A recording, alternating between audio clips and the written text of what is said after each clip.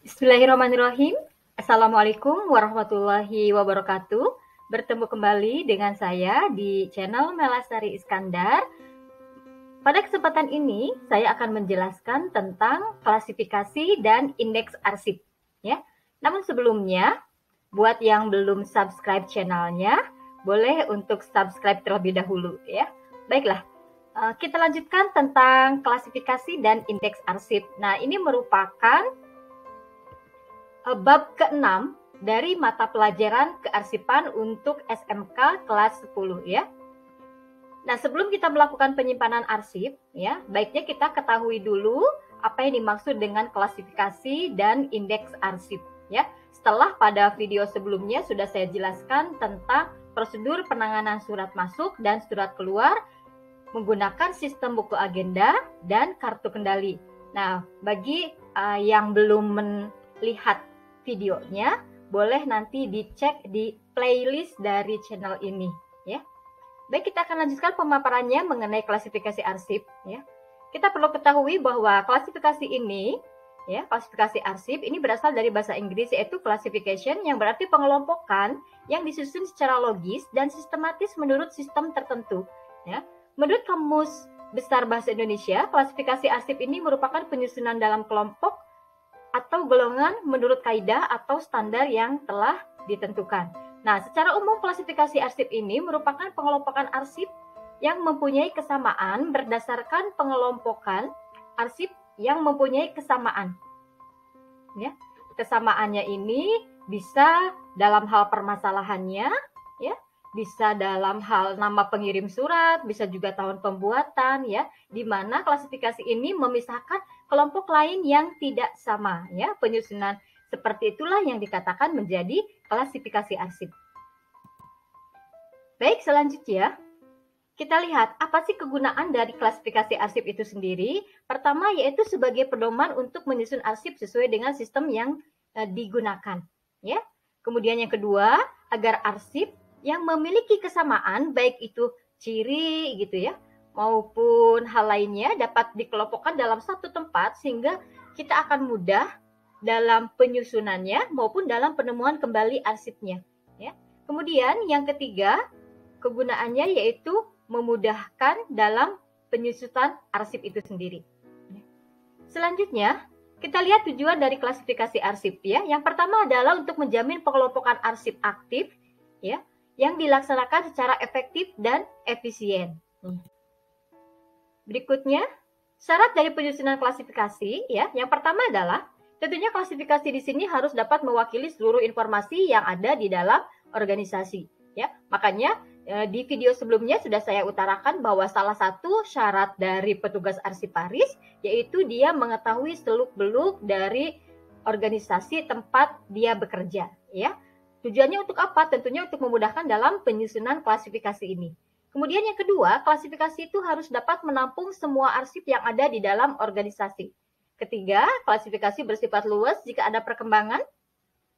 Kemudian tiap judul dalam klasifikasi tidak tumpang tindih dan klasifikasi disusun dalam hubungan yang logis dan kronologis. Dan yang terakhir, klasifikasi dapat disusun berjenjang atau bertingkat. Misalnya, klasifikasi masalah terdiri atas masalah pokok atau primer, kemudian submasalah atau sekunder, dan sub-sub masalah atau disebut dengan tersier. Ini tentunya berkaitan dengan penyusunan guide-guide. Nah, guide-guide dalam peralatan kearsipan. Nah, ini pernah saya jelaskan juga dalam video sebelumnya mengenai peralatan dalam kearsipan. Ya. Berikutnya, kita lihat unsur-unsur dari klasifikasi. Ya, unsur-unsur klasifikasi di sini pertama, kelompok informasi arsip, ya, unsur fungsi terdiri dari unsur fungsi, unsur struktur organisasi, dan unsur masalah atau subjek. Nah, unsur fungsi di sini di mana pengelompokan informasi dalam pengklasifikasian arsip itu dikelompokkan berdasarkan fungsi-fungsi pokok yang ada di dalam suatu organisasi. Ya, ada juga pengelompokan klasifikasi arsipnya berdasarkan struktur dari organisasi. Ya, jadi dilihat dari struktur yang ada di dalam organisasi tersebut terdiri dari bagian apa saja. Nah, jadi pengelompokan klasifikasinya mengikuti struktur organisasi yang ada di dalam kantor tersebut, ya.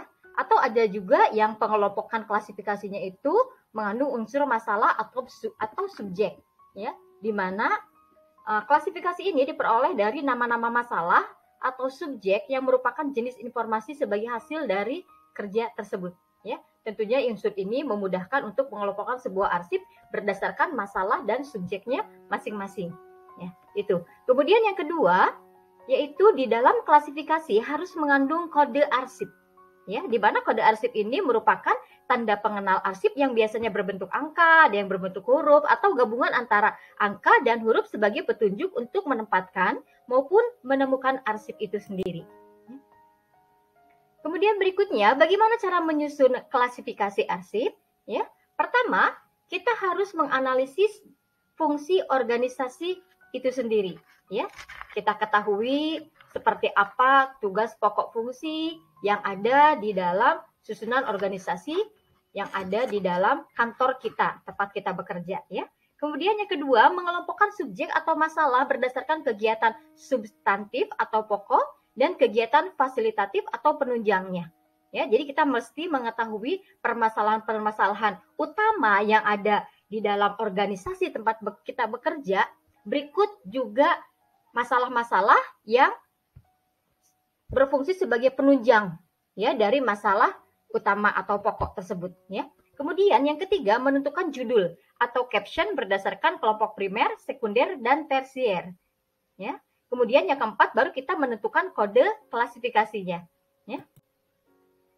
Berikutnya, contoh-contoh klasifikasi arsip, ya. Yang pertama, contohnya dalam membuat daftar klasifikasi abjad, ya. Tentunya dalam penyusunan klasifikasi arsip ini disesuaikan dengan sistem kearsipan yang digunakan dalam organisasi tersebut, ya, gitu. Jadi apabila organisasi atau kantor tempat kita bekerja menggunakan sistem abjad dalam penyusunan arsipnya, maka kita pun harus sebelumnya membuat daftar klasifikasi abjad, ya. Nah, pengelompokan arsip berdasarkan nama orang atau badan ini secara sistematis dan logis serta disusun secara berjenjang dengan tanda-tanda khusus yang berfungsi sebagai kode. Nah, ini, ya. Kemudian, nah, kita bisa perhatikan penataan arsip menggunakan klasifikasi abjad dalam laci filing kabinet. Seperti ini penyusunannya, ya. Nanti dalam penyusunannya seperti ini apabila kita menggunakan klasifikasi sistem abjad. Kemudian, daftar klasifikasi subjek. Nah, di mana daftar ini berisi tentang pengelompokan arsip berdasarkan masalah-masalah secara sistematis dan logis serta disusun berjenjang dengan tanda-tanda khusus yang berfungsi sebagai kode. Nah, seperti ini penyusunannya. Tingkat pertama menjadi masalah utama, di mana masalah utama ini merupakan masalah yang paling luas dulu, yang paling umum, ya. Kemudian menurun ke tingkat 2, di mana masalah utama ini dijabarkan ke dalam submasalah. Tentunya ini lebih kecil dari masalah utama, ya. Jadi submasalah ini merupakan penjabaran dari masalah utama. Kemudian menurun ke tingkat 3, ini merupakan penjabaran kembali dari submasalah. Ya, di sini adalah sub-submasalah yang lebih kecil dari submasalah. Contohnya seperti ini.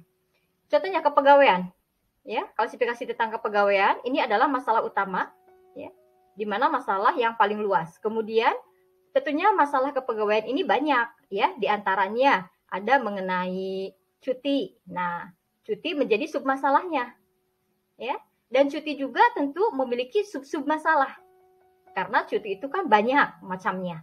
Ada cuti melahirkan, ada cuti tahunan, ada cuti besar. Nah, macam-macam cuti ini merupakan anak dari submasalah, ya, yang disebut dengan sub-submasalah. Sekarang kita bisa perhatikan penataan arsip apabila kita menggunakan daftar klasifikasi subjek dalam laci filing kabinet seperti ini. Nah, ini ada laci khusus untuk menyimpan arsip-arsip kepegawaian, kemudian ada laci yang khusus menyimpan arsip-arsip masalah keuangan, kemudian ada laci arsip yang khusus menyimpan tentang masalah pemasaran. Ya, dan ini merupakan masalah pokok. Nah, di sini adalah contoh penyusunan dari guide-guide-nya. Nah, kira-kira seperti ini. Ya. Berikutnya, yang ketiga adalah contoh dari daftar klasifikasi wilayah, di mana klasifikasi ini, ya, ini untuk membuat daftar klasifikasi, tentunya pengetahuan tentang wilayah yang ada di suatu kota, provinsi, atau kabupaten, ini sangat diperlukan sekali, ya, dalam penyusunan klasifikasi wilayah. Ya, di mana daftar klasifikasi wilayah ini memuat pengelompokan wilayah menjadi wilayah utama, kemudian diturunkan lagi ke dalam subwilayah, dan diturunkan lagi ke dalam sub-sub wilayah. Ya, ini contohnya seperti ini. Ya, ada daftar klasifikasi wilayah yang dibuat melalui beberapa macam, seperti menurut nama negara. Ya, di mana wilayah utama ini adalah untuk kelompok Asia. Diturunkan lagi. Ya, tentunya Asia itu kan banyak, gitu ya. Nah, di sini turunkan menjadi Asia Tenggara menjadi subwilayahnya. Kemudian Asia Tenggara, ya, dijabarkan lagi ke dalam sub-sub wilayah, terdiri dari nama-nama negaranya, ada Brunei, ada Indonesia, ada Malaysia. Kemudian ini contoh klasifikasi wilayah dengan pembagian wilayah administrasi negara contohnya. Ya, negara, di sini ada negara diturunkan lagi ke dalam provinsi, diturunkan lagi kepada kabupaten, diturunkan ke dalam kelurahan, diturunkan lagi ke RW, RT, dan kelompok keluarga, ya. Nah, ini contohnya. Contoh membuat klasifikasi wilayah, di mana ini nama provinsi dijadikan wilayah utama Jawa Barat, kemudian Jawa Barat dijabarkan lagi, diturunkan ke dalam nama-nama kota, ya. Jadi nama-nama kota di sini disebut dengan subwilayah. Ada Bandung, ada Bogor, ada Cirebon, ada Depok. Kemudian Depok diturunkan lagi ke dalam sub-sub wilayah, ya. Dibagi lagi ke dalam beberapa kecamatan. Ada Depok Jaya, ada Pancoran Mas, ada Sukma Jaya. Kemudian di sini dicontohkan juga, ya, apabila pengklasifikasiannya menurut wilayah administrasi khusus, dibuat berdasarkan pengelompokan wilayah administrasi khusus untuk kepentingan suatu badan atau instansi tertentu. Contohnya wilayah 1 terdiri dari Sumatera, kemudian diturunkan lagi ke dalam Banda Aceh, Medan, dan lain-lain. Wilayah 2 diturunkan lagi ke dalam Jawa dan Bali. Nah, diturunkan lagi ke dalam sub-sub wilayah terdiri dari Bandung, Denpasar, dan lain-lain. Kira-kira seperti itu. Berikutnya, daftar klasifikasi tanggal.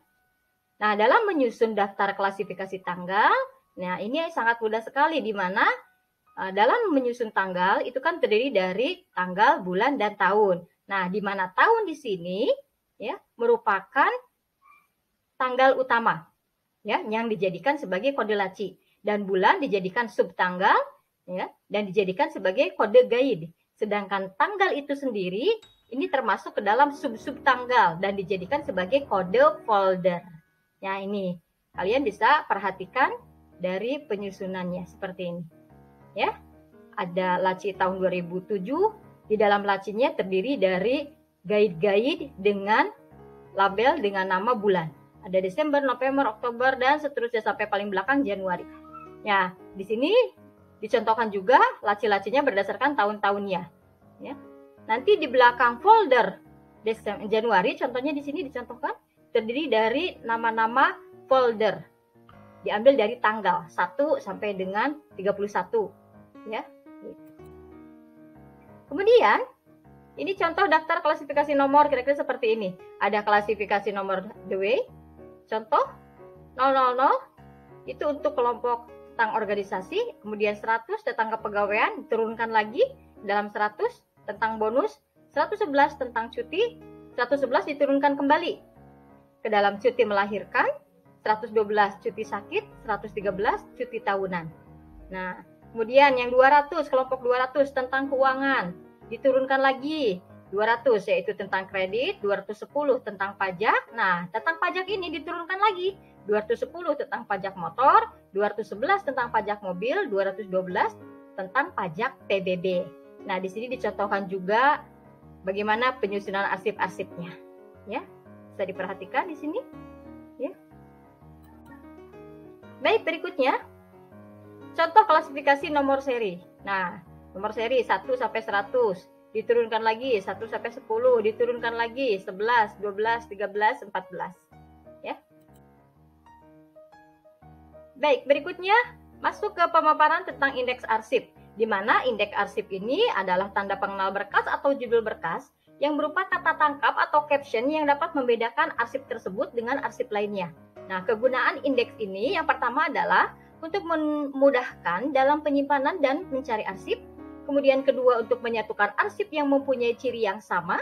Yang ketiga, untuk membedakan arsip yang satu dengan yang lainnya. Dan yang keempat, untuk menjaga agar kerahasiaan arsip lebih terjamin. Nah, kita lihat syarat-syarat dalam indeks adalah pertama, merupakan kata benda yang dapat memberikan pengertian kebendaan. Kemudian mencerminkan arsip yang bersangkutan, singkat, jelas, dan mudah dimengerti. Dan yang terakhir, sesuai dengan kebutuhan. Ya. Baik, barangkali itu saja penjelasan tentang klasifikasi dan indeks arsip. Ya, di mana klasifikasi dan indeks arsip merupakan pedoman dalam penyimpanan arsip maupun penemuan kembali arsip. Jadi perlu kita pahami dengan benar.